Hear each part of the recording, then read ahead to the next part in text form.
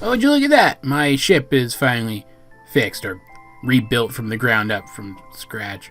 However you describe it. I'm not going to be taking her out too far today, just flying around a little bit to make sure all the new systems are working, that all of the automation is working properly, and that Karen is fully integrated into the main computer, and she's basically running the ship right now. Though I do have a small crew of myself puttering around making sure things get fixed when they break down. Anyway, I've got a new theory for you guys today, and this one's a big one, so bear with me for a second while I explain. Okay, so that little internal voice of mine that told me that once I saw Steven Universe the movie, I'd be able to finally stop thinking about it literally all the time, is extremely stupid, and I should put him out of his misery before he hurts me further. Because having seen the movie, it's literally all I can think about, of course. But not for the reasons that a Steven Universe related thing usually makes me think. For the most part, there wasn't a ton of intrigue in this movie. There wasn't a ton to think about theory-wise. So you could say that in making this theory, I'm latching on to literally the only question that I had that was really substantial enough for me to continue asking of myself once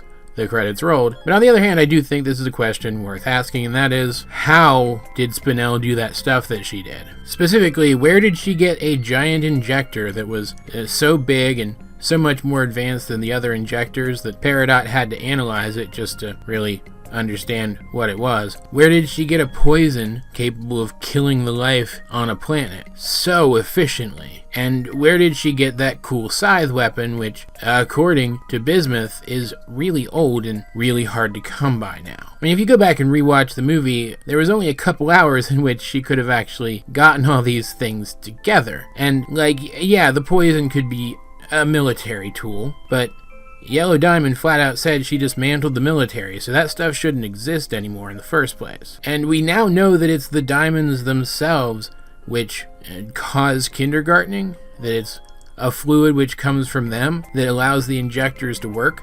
So that injector should have been under the direct purview of the diamonds. It's not exactly a thing that Spinel would just have access to. It really does seem like, reasonably, she would have had to secure access to these things, and it would have taken her longer than a couple of hours to do that, even with access to a warp.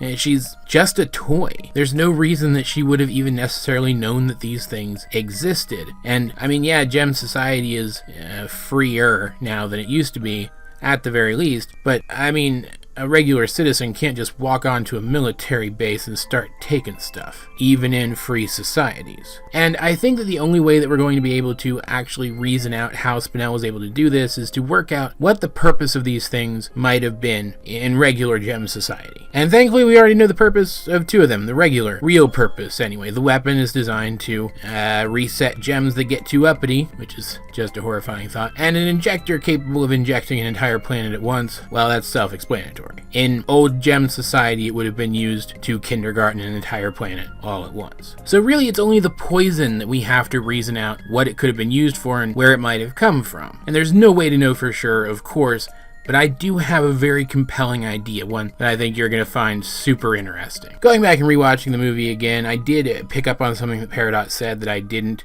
the first time through, or the second time through either, and that's that she refers to the poison as biopoison, or maybe biotoxin. I'm not really 100% sure. I have it written both ways in my notes because I'm a terrible note taker, but it doesn't really matter either way. The point is, she recognizes it and she refers to it as pure and uncut, with uncut in this context probably either being a gem term or just a statement meaning that it's not cut with any other liquids, both of which would seem to mean undiluted, which also goes on to suggest that whatever this is usually used for, it's usually mixed with something else and therefore less potent.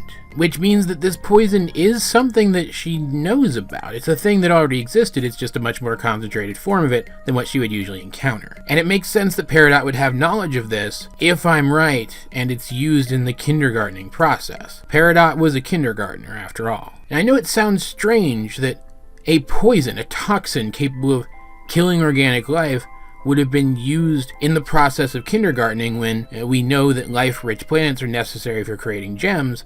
But I postulate that it's not the life itself, but the minerals in the ground which nourish that life that the kindergartening process needs. What if the biotoxin in a more diluted form is included as part of the injector fluid for a regular kindergarten injector? What if it's a component of that fluid used to kill off all organic life within the area being kindergarten, so that there's no plant life there to leach off the same minerals that are being used to produce gems? What if that's the real reason why kindergartens can never support life again? After all, the scorched earth effect caused by the biotoxin spreading caused everything to get all grayed out and dead looking, kind of like how things look at the prime kindergarten. Not only would this mean that, at least theoretically, Steven could potentially restore those kindergarten sites using his healing powers, but it also means that that biotoxin would have been available in the same locations in which Spinel might have found that injector, but that still doesn't explain why that injector is so different than all the other injectors we've ever seen.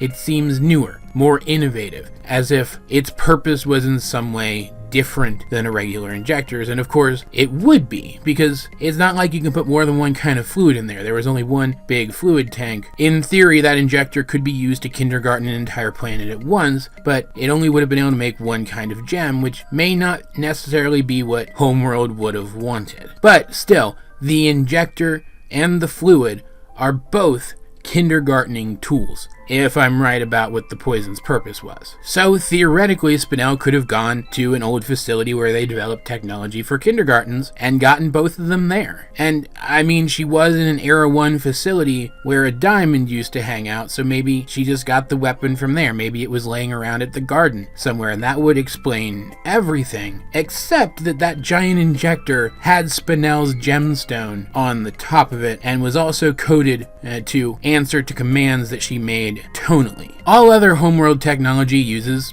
surprise, surprise, computers of some kind or psychic interfaces in the terms of the Diamond ships. As far as I can recall, we have never seen a piece of Homeworld tech which responds to tones like that. So why the radical departure? Why not just put a control booth on the top of the injector or something with computers in it, so that you can control specifically every nuance of what it's supposed to do from there? Why not put one of those little interfaces where you can insert your hand in and control the thing effectively telepathically? The fact that it uses tones, something which is far less specific than a computer, far less nuanced than a computer, tells me that the controls for this thing were cobbled together, which suggests that maybe Spinel built it herself, despite the fact that she should not have had the knowledge to do that, and she definitely didn't have the time. But her gemstone is clearly on the top of the device. Clearly it was in some way customized to resemble her, but I mean, she is pink, and it's not like we don't know any other pink gems.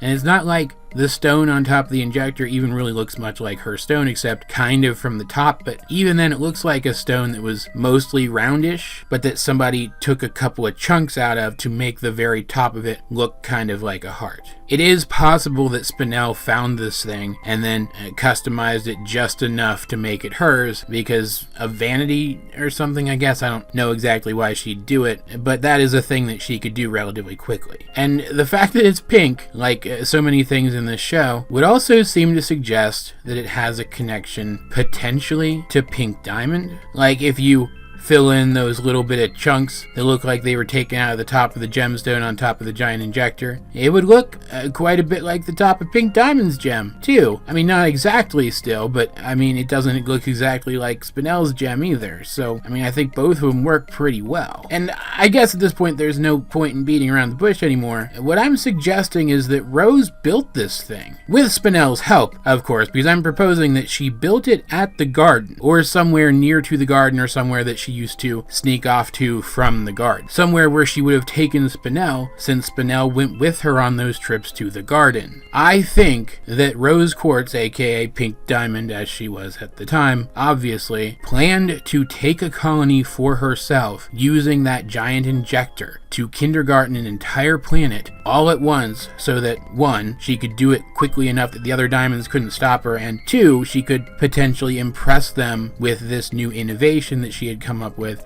and convince them to not only not punish her, but also give her more colonies in the future. Like, we already know that Rose had a rebellious streak. She literally started a rebellion. So I think it's well within her character to do something like this, and that she just gave up on it. when she was given a colony legitimately. I mean, after all, the entire movie is about how she abandoned Spinel when she didn't need her anymore. So I think it's safe to say that it's within Rose's character to abandon a thing once she doesn't need it anymore, because she definitely thought of Spinel as an object. Let's not kid ourselves here. So she definitely would have abandoned this super injector, which wouldn't have allowed her to create an army as nuanced a following as the regular kindergartening methods would have. I mean, look at the garden for a second. The garden itself is just this little tiny spot on top of this huge rock formation. I could imagine part of that being hollowed out and some sort of laboratory being stored there. And I mean, Spinel is playful. It's certainly possible that when Rose was programming her slapped together tonal interface for the injector, that Spinel mimicked her and learned how to produce those tones for herself. In short, what I'm suggesting here is that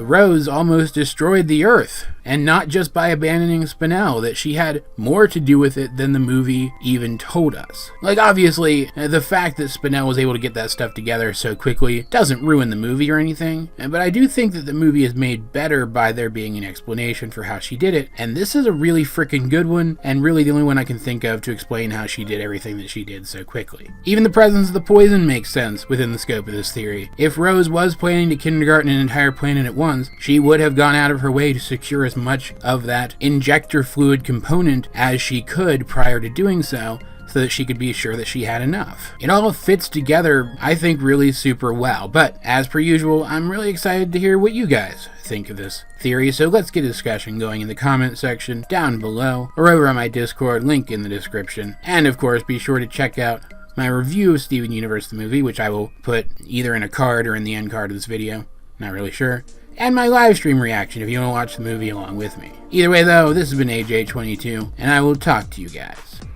later.